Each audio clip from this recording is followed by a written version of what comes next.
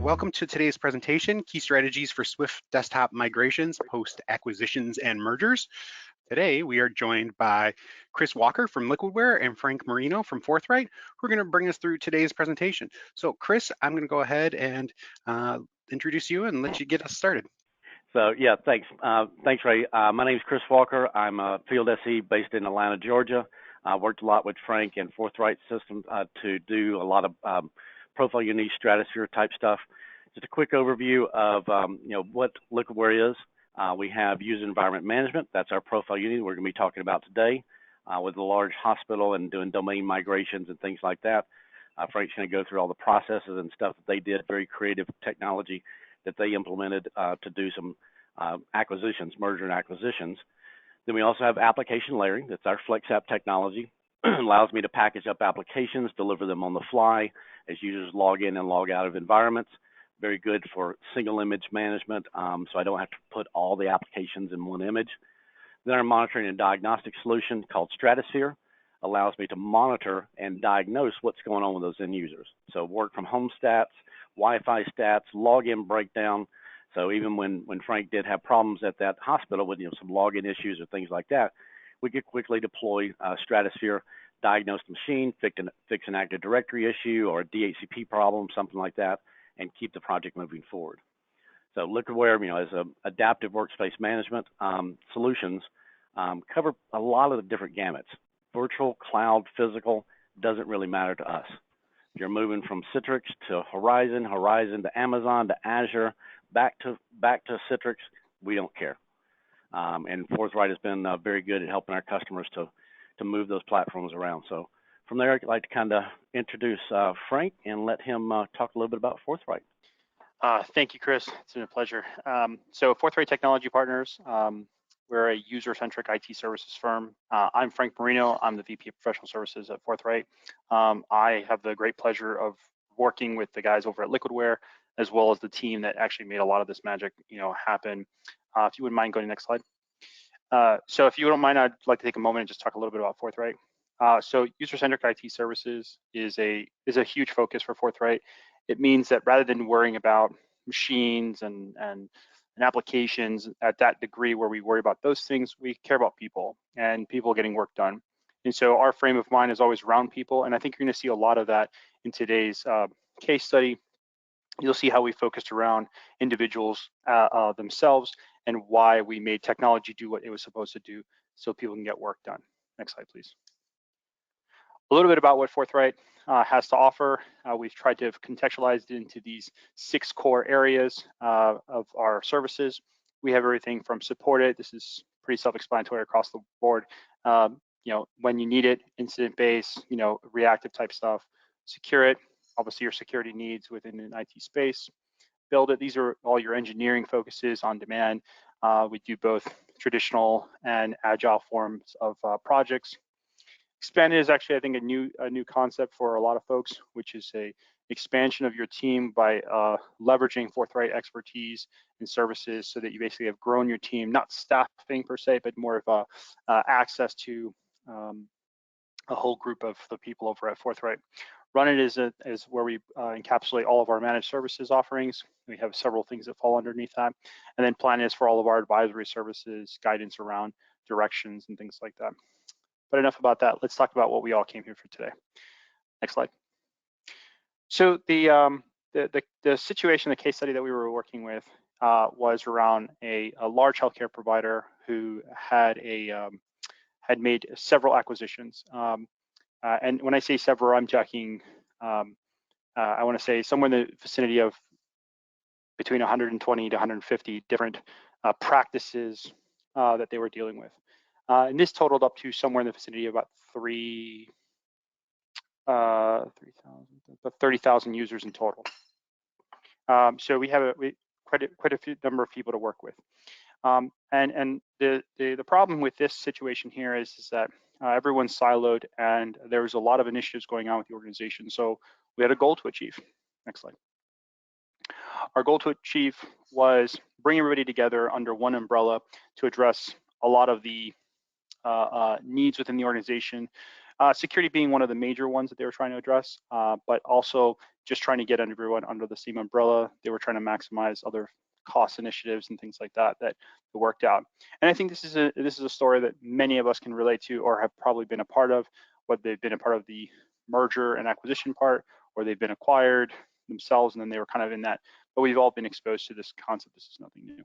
However, there are challenges that present itself. Next slide. There are challenges that present themselves.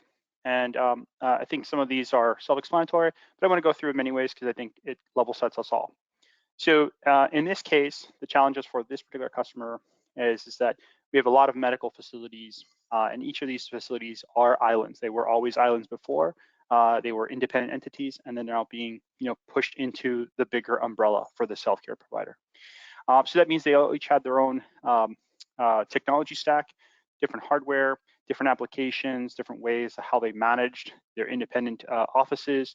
Some of these places were mom and pop shops that were then acquired by the big fish, and therefore they had their own unique ways of how they manage these things. As we talk about the unification, you run into situations where you have to now account for every one of those variables because, quite frankly, there's a lot of unknown. There's probably more unknown than there was known in this example, especially when you're talking about the numbers from this organization. These are the people that we were taking over, or they were being taken over from this acquisition, have been having very successful practices, probably the reason why they got acquired in the first place. But they have each of their own unique preferences of how they do their business. To give you an idea of what I'm referring to is there would be doctors and nurses, each with their own applications and personalizations within those applications on how they use their application. And if we think of take an application we probably are all very familiar with, say Outlook. Some of you may have your Outlook preferences set where your reading pane is on the right-hand side. Some of you might be on the bottom. Some of you might think, why do I have a reading pane in the first place? I'll open up the email. These may seem insignificant to you, but now apply that to applications such as your EMR, where you have these settings set to your particular ways of how you view it, where you have data in one location, your views in one location, your patients in another location. And all of a sudden, someone just came in there and decided to just mix that all up around for you. Probably not going to be very conducive to good work. And if you guys remember what we talked about at Forthright, user-centric IT services focused around the individual, getting work done. And so the last thing, and I think one of the most important things that was a big challenge, is that this staff had to continue seeing patients. This wasn't like we could take a sabbatical and tell everybody, okay, it's healthcare, everybody. Go to the next provider. We're going to be shut down for the next, several weeks or a year or whatever the case may be. That's obviously not a realistic situation. So here you had a bunch of different practices that needed to continue to see patients while all this unification was happening. So pretty cool challenges, I guess.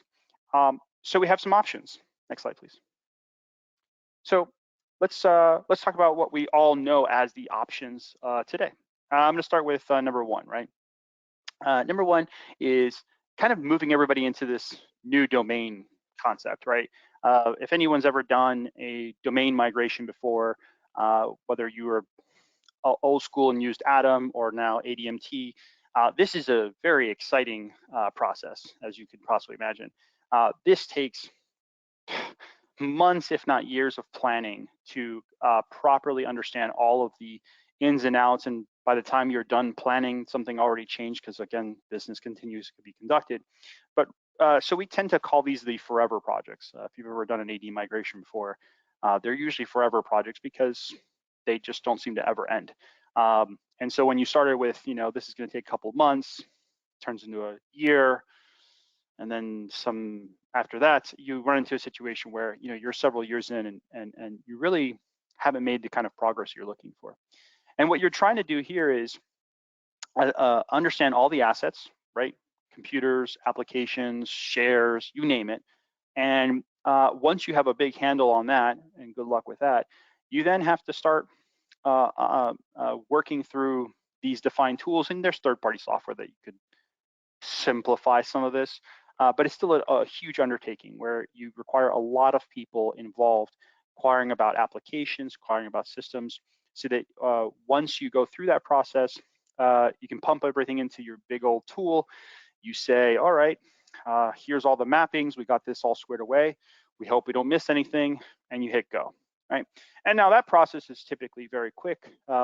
You can semi-pilot that if you guys have been exposed to, ADMT as an example, and you'll be rather successful. It will move users and computers over to the new domain very, very successfully.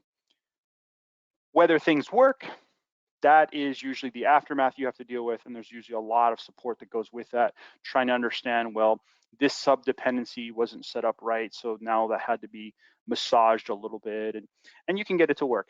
I have been involved personally in several of these, and I can tell you that they are that weird adrenaline rush of both exciting and also cool at the same time, but it's very satisfying when you're done, okay? So that's option A. I mean, that is definitely a viable option, but that's highly disruptive. There's a lot of chance for error, and it's not very fast, right? So when we're talking about like security as being one of the main focuses for this organization, fast is important when you're trying to deal with security. Otherwise, that's not going to work out very well. So we have option B. And option B is something that we see a lot more people do, because I think that the idea of the forever project doesn't really appeal to people, right? And so this is the everything new. So this is like saying, you know what, the organization that's being acquired, right? You go up to them and say, all right, well, you're going to leave on Friday. You're going to have your apps and your systems one way. And when you come in on Monday, or maybe they're lucky enough to get them in on a Saturday or Sunday, everything's going to be new, right?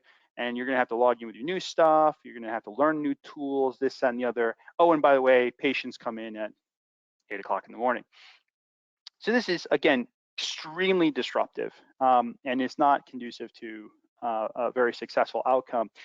But it happens. People do this on a regular basis. You see this a lot in not just healthcare, but also in finance organizations, where they acquire a regional bank and they say, okay, we're going to do these 100 branches this weekend, and when they start on Monday, they get a new teller app, a new line of business application, and they're just going to have to use it because you did training several weeks before, and somehow that works. And you know what, it's successful, but I think there's always a better way, and I think that's what we're going to showcase here today. So these are the traditional options that people are usually presented with, okay? And we've kind of contextualized it for everybody, where time frame and effort, so that there's some similarities. However, this particular use case, we decided to approach this a little differently. Next slide. We decided to go into an option C. And this was, again, focusing on our users and leveraging Liquidware. We were able to kind of really approach this differently. We were able to actually implement ProfileUnity, and to handle all of those user unique preferences and those special little things that they have that make the applications they use every single day be aware of those kind of applications and whatnot. And because it understands the environment that the users are using, we were also able to understand their peripherals and things like that. And don't worry, I'm going to get more into those in a minute. But these are the things that these folks use on an ongoing basis. And so now what we thought of, well, here's an opportunity for us to take advantage of what Liquidware brings us. And instead of trying to do these massive domain name changes, or just shove in new all over the place and forget whatever anyone else had, here we were able to actually provide an opportunity to capture what was necessary from these users, their personalizations and whatnot, all right? Be able to present them new, and then be able to apply those personalizations right back, okay? And so I'm gonna walk you guys through a little bit of how this worked out. So in this particular case, there were two things that had to be done. You had the organization needed to move users to a new domain, and secondly, from a throw another monkey wrench in there, they also needed to move over to Windows 10. So we had two major things that had to happen here. The way we were able to do this, and the reason I mention that is because I think it's important that two factors actually happen here. And we were able to do it 100% through Liquidware with no impact to our users. So what we ended up doing was the week before we were starting to move users, we went ahead and we captured their profiles. The profiles were running, made sure users logged in, store all their user data and whatnot. And we were able to, the nice thing is we were able to actually test this with subsets of users to confirm that their personalizations and things were there. Now, the nice thing is that when a new device was presented to the user, they were able to log in with their new credential, but the applications were still there, right?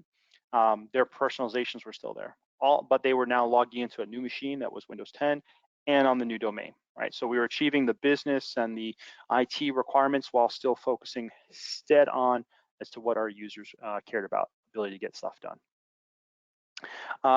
Now, this presented some very unique challenges because I have really oversimplified what this is.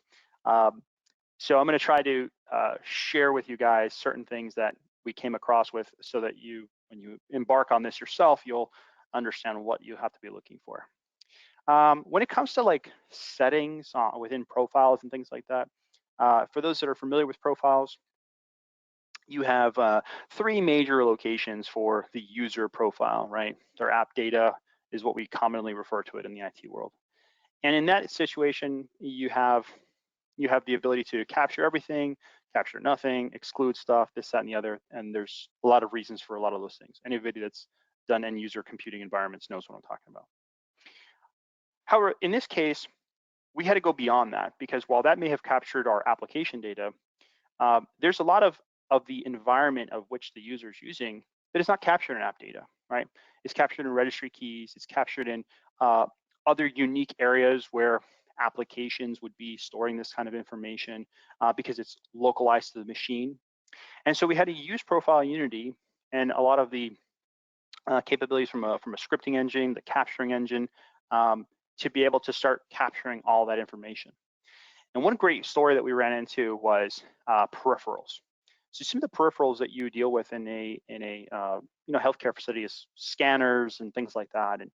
And we would think that this is like a simple kind of concept, but you could imagine that peripherals, especially like particular ones for medical, they have their own unique way, and they can get away with it because, well, they're niche, so they can do whatever they want. But more importantly, we had to capture this information. So in a profile kind of world, a lot of times we want to push things centrally down, but that's not the case when you have these. I mentioned some of these were mom and pa's, and they just plugged in whatever they were using at the time. So we had to capture this information. So this is actually now working outside of some of the default, if you will, inside of ProfileUnity. And we were able to work very closely with the guys at ProfileUnity to really understand the environment better and be able to pull, I'm sorry, I meant Liquidware. The tool was ProfileUnity, and be able to gather the information necessary so that we went ahead and pushed over to the new domain, these things would come with it. Now, I did mention that there are 2 phases to this. We went a domain name change and we did a Windows 10 change. This is when the exciting part happens because we had to account for the fact that there were uniquenesses within the previous workstation, Windows 10, to the new workstation. I'm sorry, Windows 7 to Windows 10, right? This is where we were able to really take advantage of ProfileUnity to be able to make those mappings and where those settings need to go. So all that we had to worry about was just getting that data, okay? Now that domain change, this is something where we had to get very fancy with the backend database within ProfileUnity. Thankfully, actually, Chris was super helpful with this. We were able to take our CSV files that had all of our users that were being converted, and the night before, after their last login, we were able to then go ahead and flip all the identifiers on the backend side, so that when the person logs in, they're going to actually hit the same profile they were using before. We just now pointed it to a new domain in the backend. And this was super successful. To give you an idea of how successful this was, users were actually able to leave on Friday with the applications the way they were, and were able to actually come in on Monday, was provided a new credential to their login, and yet all their applications, settings, personalizations, devices, printers, scanners, some other unique peripheral thingy that they have, all of that was ready for them to use with absolutely no impact. Okay, this was really, really cool to see in action. And unlike in the previous options where we needed armies of people to do this, we didn't use an army. We just had a lot of, a really great group of smart people and smart technology used to actually make all this magic happen. So if we can go to the next slide, the result was pretty simple. Staff were able to come in, sit down to the new computer, and just work. Obviously, we're going to say things like minimal disruption because let's face it, there's realities when you move from Windows 7 to Windows 10. Sure, the start menu is still in the corner, but the colors change, and anybody that knows that those are still challenges to deal with. So we're not, it's not a miracle, but it's definitely there are realities to that. So just be aware of that. You still have to deal with that because we had that in this example. But listen, this was so successful that this organization continued to do this, but actually even without our help, they were able to now move forward and continue to do more and more and more of their user base. And over the course of several weeks, they had thousands and thousands of users cut over to their new environment with absolutely no impact to their ability to get to see patients and continue their work schedule without any of that. Now there are some things. Go ahead. Yeah, let me add a little bit of color to that.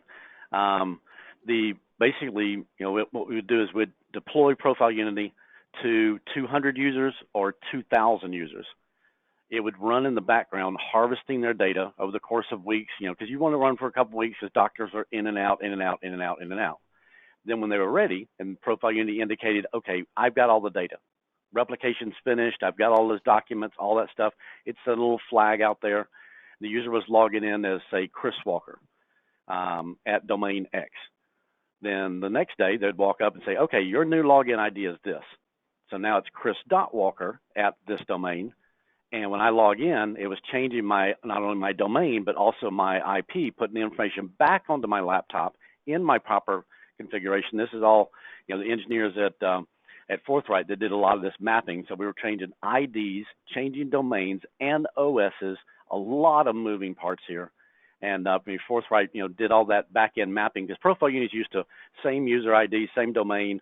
I put your data back on there. We had to change domains and change their IDs, and that's where Frank's guys were really, they just shined in some of the scripting that they did behind the scenes. So I just want to kind of give a call out to those guys for that stuff. Yeah, thank you for that. I appreciate that. I'm sure they would appreciate that as well. They had a lot of fun with that. Yeah, I think they like to geek out sometimes. This was a unique challenge for us. Yeah, especially because they wanted to do all of it so sequentially, and the fact that we were able to get it to a single event was pretty impressive.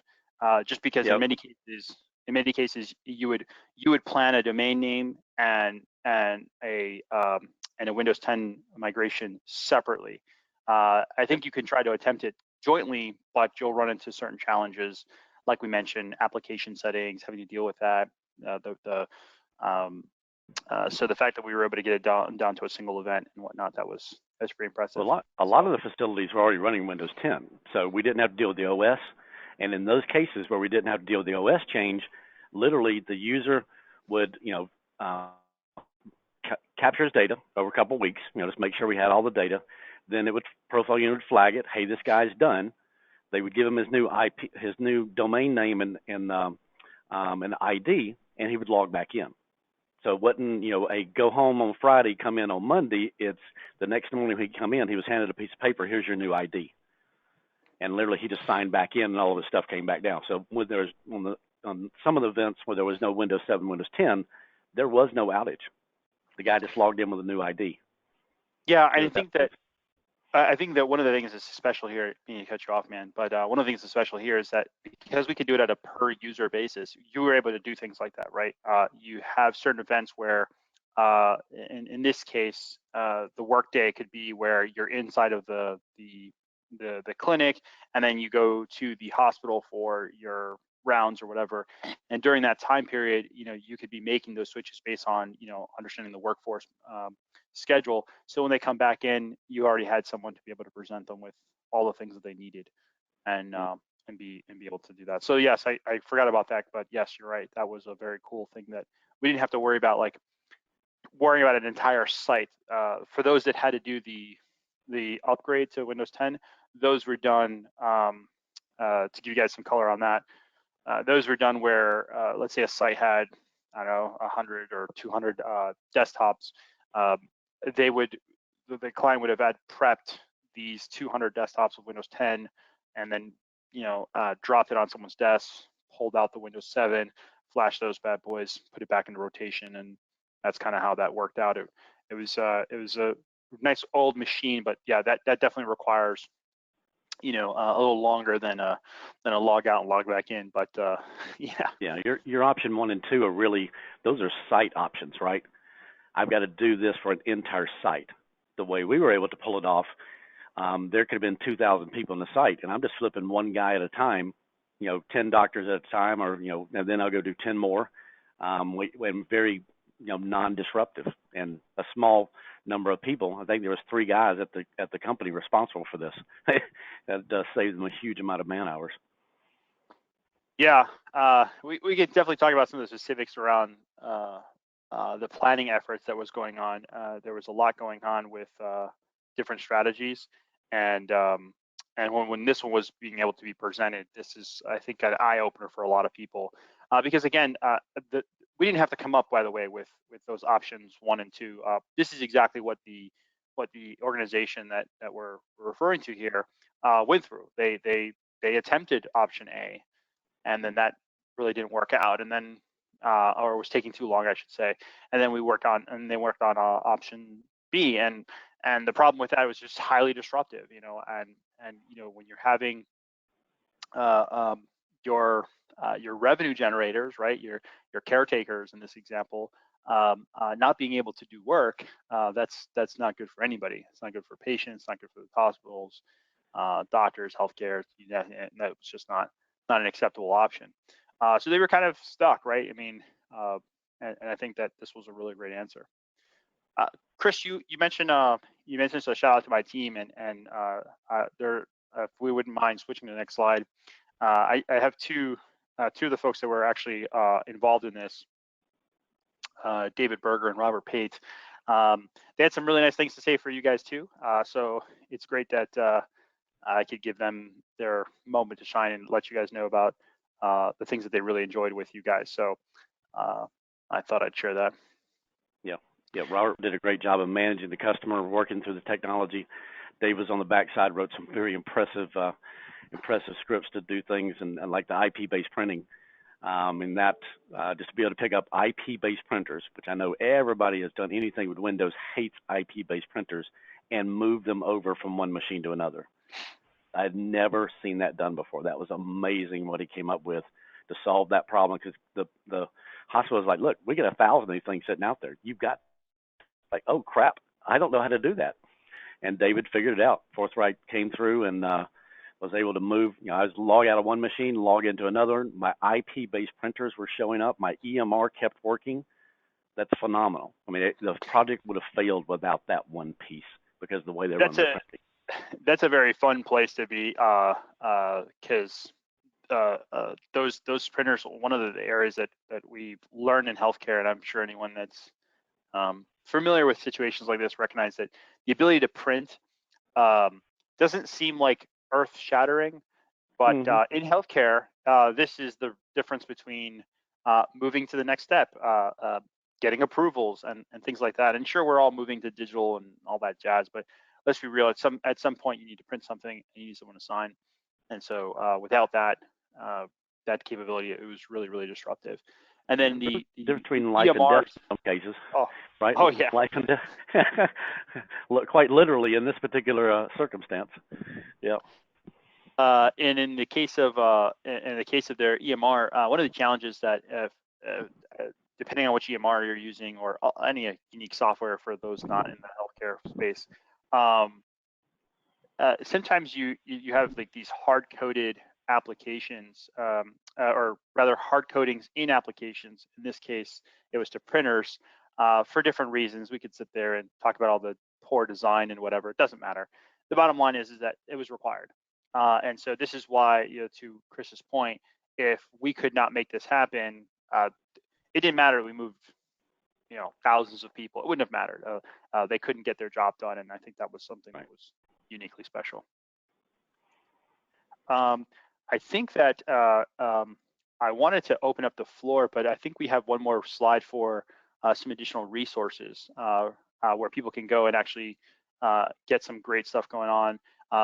So Liquidware has definitely, and Chris, I'll pass back over to you because I know you're heavily involved in this area, but Liquidware has done a great job of putting together a community for a lot of their customizations and these some of these scripts, and it's built a really great community where you can pull these things from. This one, in case that's showcased here, is actually we use heavily for, as Chris mentioned, when how things were performing for Stratosphere. We personally have used Power BI to kind of visualize this data and then merge that with other data that we have, and that's actually been really, really great for us and how we use those solutions. So anything you wanted to comment on in the community there, Chris?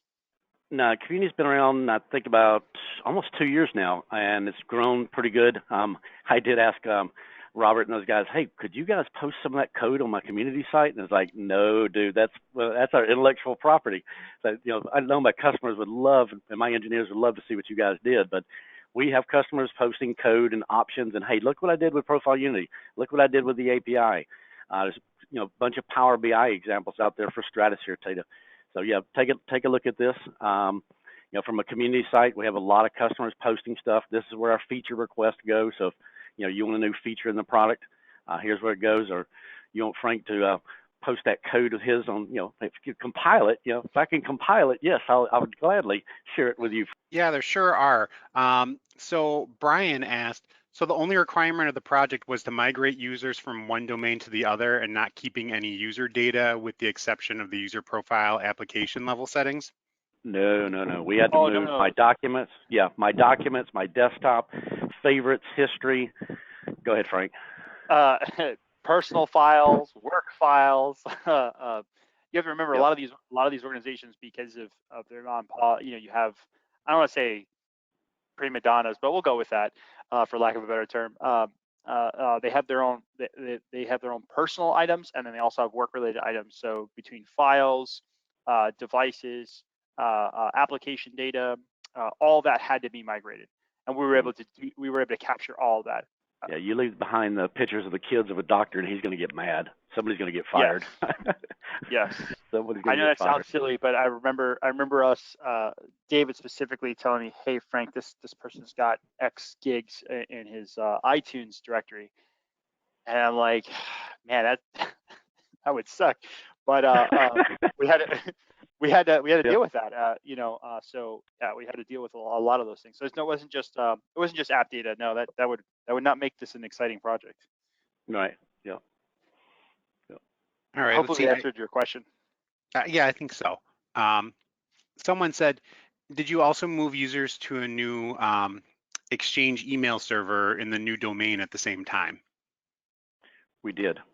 Yeah, because they were moving from the company, say XYZ company into the no base company, and I think they were going, Frank, from this Office 365.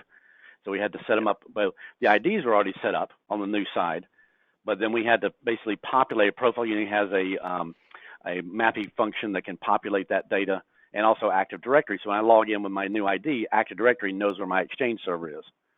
Now, we weren't moving their Exchange data. That was done by a separate tool. So they did, populate, move over their Exchange stuff, but we did have to help them, make sure that user, when he clicked on email, it better come up and run. Yep. Correct. Excellent. Paul asked, will this domain migration work for industries other than hospitals? Oh yeah. Yes. Oh yeah. I think the only thing that was really industry specific, as some of the peripherals were unique to the medical industry. But I mentioned banks earlier as an example, right? And they also have some unique peripherals as well. But realistically, the industry doesn't matter. I think the only reason that healthcare is, I guess, noted was the fact that there was no ability to be like down, right? Because you're servicing patients, and that, I think that just kind of elevates the. Although I guess make the same argument with when you're talking about people's money. Sure, people would also not want to be down either. So Yeah.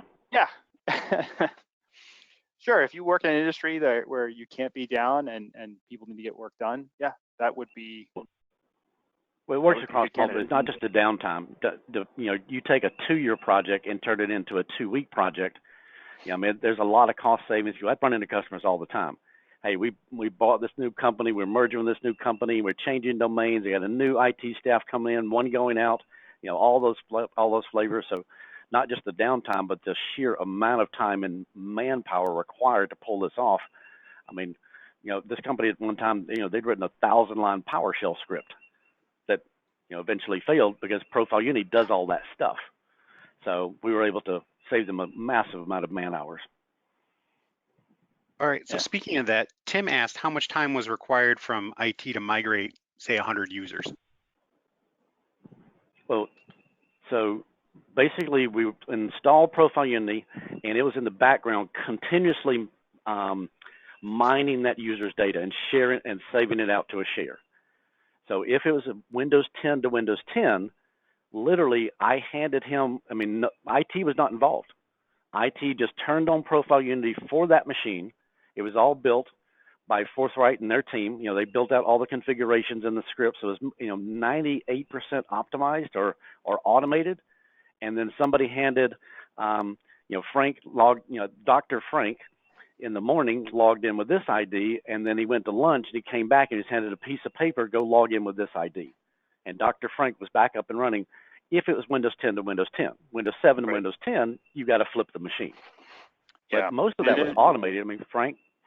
Yeah, exactly. So so from an IT perspective, they had the organization had an internal IT that was flipping the machines in terms of adding them back in a depot with Windows 10. So that process was happening separately. And again, it was just taking updating to their new base image that had the apps and so forth and so on.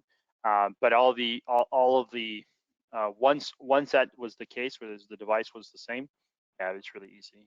There's no part on IT at that point in time. It was really the user logging in and out. And in the case of the device flip, you had field services out there literally replace it with the new device. In many cases, it was probably the same model, just running Windows 10 at that point in time. And then, they were handed a sticky note with their credentials. They're asked to change it when they logged in, and it was all working. On the backend side, to not oversimplify it, the only management was knowing who was being migrated, so that you knew which ones to flip on the ProfileUnity side in the backend to know that they're on this domain versus that domain. As Chris mentioned, the way ProfileUnity works is the user can move between operating systems all day long, but moving domains, you have to that's the unique identifier, right? To know that it's that same user. So we're making modifications on the database side to actually make that happen. So that would be the only involvement, is to kind of coordination. Great. Brian asked, how did you handle share level data, such as redoing the permissions on the data as the new domain account wouldn't have access to the original share data? Yeah, there was a trust.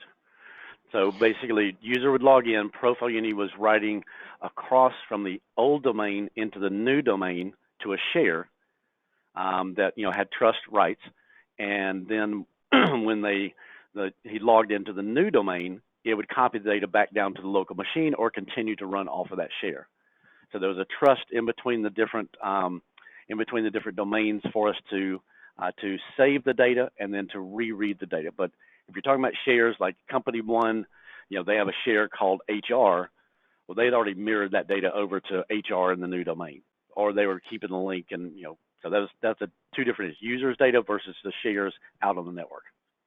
So ways you can handle this are a couple different ways. One is you can recreate your shares, duplicating your data, but that can be done, right? Another way is to actually present, if you're familiar with namespaces, DFS namespaces, you can actually present that location to the user through, the usual mapping measures that are there. And be able to kind of like fake manipulate when you're doing the data replication kind of thing, the duplication of data. Other things are, if you have a domain trust, you're able to basically double up on all of your group permissions, and then that way your users would be able to connect across both of them, right? Just make sure you're using the right domain groups when you're doing that. But yeah, that's how you would do it. Excellent. Mark said he's in Omaha and is wondering, does Forthright do services out in Omaha? Well, pretty specific, but yeah, we handle we handle all of US, especially these days. I mean, you guys can see I'm in my home and Chris is in his home, so it really doesn't really matter where it's located. We've worked with folks across the US, Canada, South America, Europe, Asia. Yeah. So yeah, I don't think even before COVID did Robert really even go on site with a customer that much. Most of it was done over WebEx. yeah, no, there's so, I mean, other than if you want to have a face-to-face, which nowadays you're doing it through Teams or WebEx or Zoom, whatever. But yeah, it's not a requirement. Tim asked, can I rent ProfileUnity? He's got a long answer here, but I think it looks like he's looking to do a conversion project and maybe thinking just renting it. Yeah. I'm not sure there, Chris. Yeah. We do actually have project-based licenses. Most of the customers like this, but prefer to keep it in there long term, because then I can go Windows 10, 1909 to 2004, or to 2020, so I can continue to use ProfileUnity for that management and other solutions. But we do have a project-based license where you basically rent ProfileUnity. I think it's 120 days, something like that. It's per user basis, but they can be used as a project like that as well. But most people will keep it because I can use it. Hey, if the doctor pours coffee on that machine, I want to be able to hand him a brand new machine and he's back up and running. So that's some of the power of ProfileUnity. But you can actually rent ProfileUnity. Sure can. Great. Yeah. Oh, go ahead, Frank.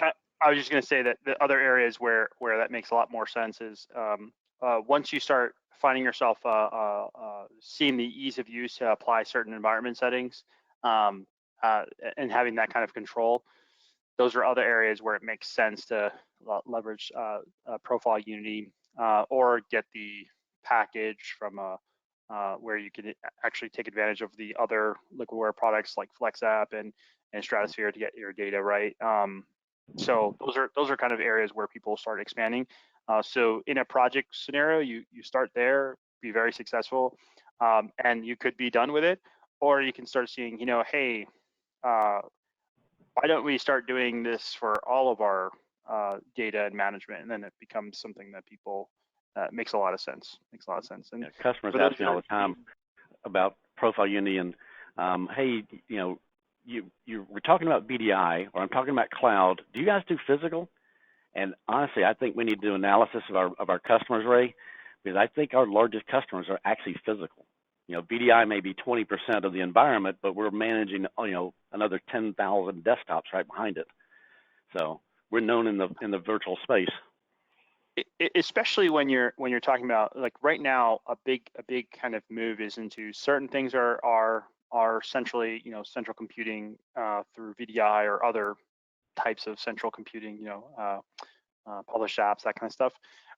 And the fact that you can, with ProfileUnity being used in the physical world and in the virtual world, it allows for that fluid movement. And then because it's an environment management solution, you can actually then use that to say, hey, when I'm using the VDI, it's doing different things versus when I'm doing and to try to do that, by the way, through group policy or something like that, you're really restricted to understanding user device. And it doesn't take into consideration situation, like And that's something that you can really do with ProfileUnity. So before I get into another question, David chimed in and said he agrees with Chris. We're predominantly VDI, but we do use ProfileUnity suite for our physical environment as well. So yeah. I there mean, you go. we're known in the VDI space, but if you look at it, VDI cloud. I mean, I've got a laptop. I got 2 VDI machines sitting up in the cloud, for our company, but I rely on my laptop. So everybody has a physical machine at their house unless you're doing IGL or something like that. But and I think our largest deployments are actually physical. Yeah. So going back to questions, Sam asked, can ProfileUnity move my applications from one machine to another? I wish. No, moving applications from one machine to another is, I don't think the technology exists. Frank, have you heard of, I mean, we can use FlexApp. I can FlexApp and package it, but picking up an application, uninstalling it, moving it to another one. Frank, if your guys can tackle that one and have that for us an answer maybe later today. So there's this concept of reverse capturing applications that we've seen folks try to do. This is not having a very good success rate, just to be clear. And the reason for that is that well, there's more than just one reason, but to reverse engineer an application through a capturing method is not you do that as an absolute last resort. But as Chris just mentioned, if you had that application in FlexApp, which is a Liquidware tool, then you could be easily moving those as wherever you wanted to, and that would be seamless to your user. And in many cases, even across operating systems. I stress the in many cases, not in all cases, because there are realities. An application that was written for XP usually doesn't work in Server 2019. Yep, just saying. But outside of those examples, I mean, yeah, that's how you would do it. All right, here's one more question, the last one I see right now, unless any other come in. But John asked, I don't want to move the entire profile. Can ProfileUnity just pick up the parts I need? There you go. Yeah. And in fact, in this example here, we had to do that for this case study. We had to do that as well. There's a lot of cache and temp that gets caught into a profile that, again, love developers that just do things sometimes. But there's junk in there too, right? So you got to be excluding stuff, otherwise data gets out of hand really quickly. Yeah, very granular. So I can pick an individual registry key, an individual file under app data, or maybe, this crazy developer wrote it, and he's putting his INI files in C:\Chris_Walker.ini.